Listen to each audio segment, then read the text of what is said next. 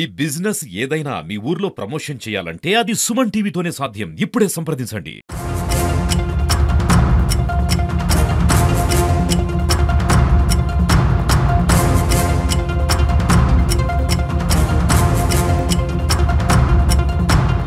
విజయనగరం జిల్లాలో కాంగ్రెస్ పార్టీ నాయకులతో కార్యకర్తలతో సమావేశం ఏర్పాటు చేయడం జరిగింది. ఈ సమావేశానికి ముఖ్య ఉద్దేశం కాంగ్రెస్ పార్టీ బలోపేతం. కాంగ్రెస్ పార్టీ గ్రౌండ్ లెవెల్ నుంచి ఎలా బలోపేతం చేసుకోవాలి, దానికి నాయకులు కార్యకర్తలు ఇచ్చే సూచనలు, వాళ్ళ అభిప్రాయాలను లేక వాళ్ళకున్న ఇబ్బందులను ఇవన్నీ తెలుసుకోవడానికే ఈరోజు కాంగ్రెస్ పార్టీ అధ్యక్షురాలిగా నేను ఇక్కడికి రావడం జరిగింది. మరొకసారి విజయనగరం జిల్లా కాంగ్రెస్ పార్టీ కార్యకర్తలందరికీ నాయకులందరికీ నా శుభాకాంక్షలు. ఇంకొక విషయం కూడా చెప్పాలి ఈ సందర్భంగా. అభిమానులు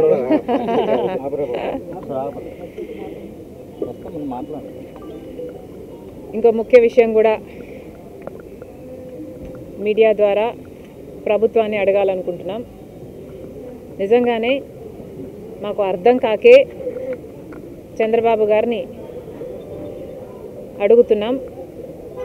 ప్రజల సమస్యలపై పోరాటం చేస్తే ఆంక్షలన్నీ కాంగ్రెస్ పార్టీకి మాత్రమేనా? మేము రాజధాని మీద పోరాటం చేయాలనుకుంటే మమ్మల్ని హౌస్ అరెస్ట్ చేస్తారు. మేము స్టీల్ ఫ్యాక్టరీ మీద పోరాటం చేయాలనుకుంటే మా దీక్షలను భగ్నం చేస్తారు. ఆంక్షలన్నీ ఉట్టి కాంగ్రెస్ పార్టీకేనా? మరోవైపేమో జగన్మోహన్ రెడ్డి గారు పరామర్శల పేరు మీద బల ప్రదర్శన యాత్రలు చేస్తున్నా కూడా ఎటువంటి ఆంక్షలు ఉండవా? కారణం ఏమిటి? జగన్మోహన్ రెడ్డి గారు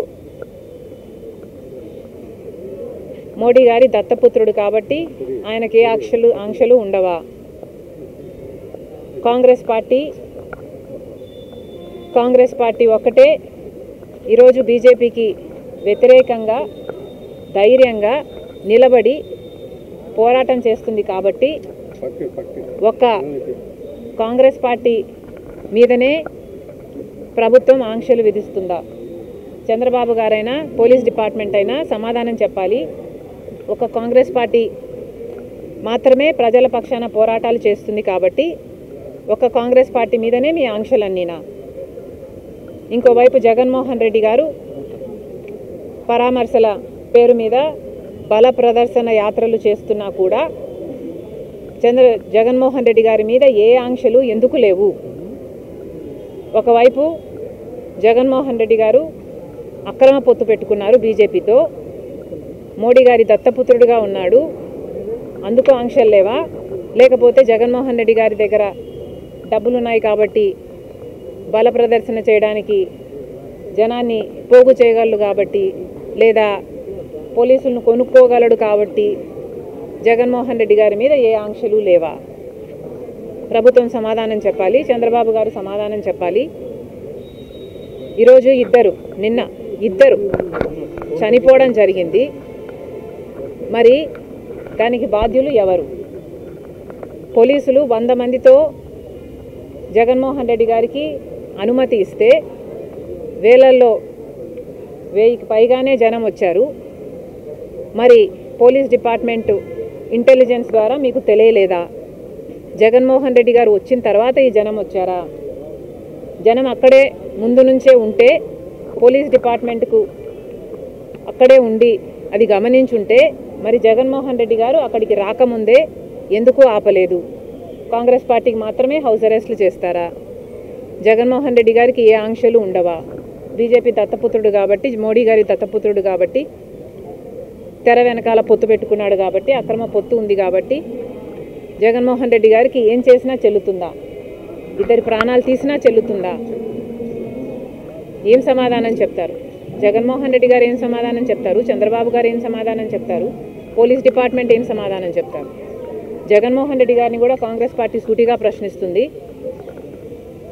బెట్టింగ్లో ఓడిపోయిన వాళ్ళకి విగ్రహాలు కట్టడం ఏమిటి, వాటికి ఒక పార్టీ అధినేతగా జగన్మోహన్ రెడ్డి గారు వెళ్ళటం ఏమిటి? సమాజం ఎటుపోతుంది, ఎటు తీసుకువెళ్తున్నారు? ఒక నాయకుడిగా జగన్మోహన్ రెడ్డి గారు ఏం చేయాలి?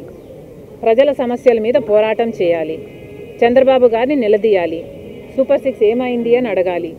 రాజధాని విషయంలోనైనా, వైజాగ్ స్టీల్ విషయంలోనైనా, పోలవరం విషయంలోనైనా, స్పెషల్ స్టేటస్ విషయంలోనైనా చంద్రబాబు గారు ఇంత అన్యాయం చేస్తున్నారు, మరి ఏమైంది అని ఒక్కసారైనా అసెంబ్లీకి వెళ్ళి నిలదీసే దమ్ము జగన్మోహన్ రెడ్డి గారికి లేదు. కానీ ఇలా బల ప్రదర్శనలు చేసి ప్రాణాలు తీసే హక్కు మీకు ఎవరిచ్చారు జగన్మోహన్ రెడ్డి గారు? సమాధానం చెప్పాలి. మరొకసారి చెప్తున్నాం, ఏదో ఒక యాక్షన్ తీసుకోవాల్సిందే. మమ్మల్ని అయితే హౌస్ అరెస్టులు చేస్తారు, ఇంకోవైపు పర్మిషన్లు లేకపోయినా, బల ప్రదర్శనలు చేసినా, ప్రాణాలు పోయినా ఏ యాక్షను ప్రభుత్వం తీసుకోదా? పోలీస్ డిపార్ట్మెంట్ తీసుకోవాల్సిన అవసరం లేదా యాక్షను? సమాధానం చెప్పండి.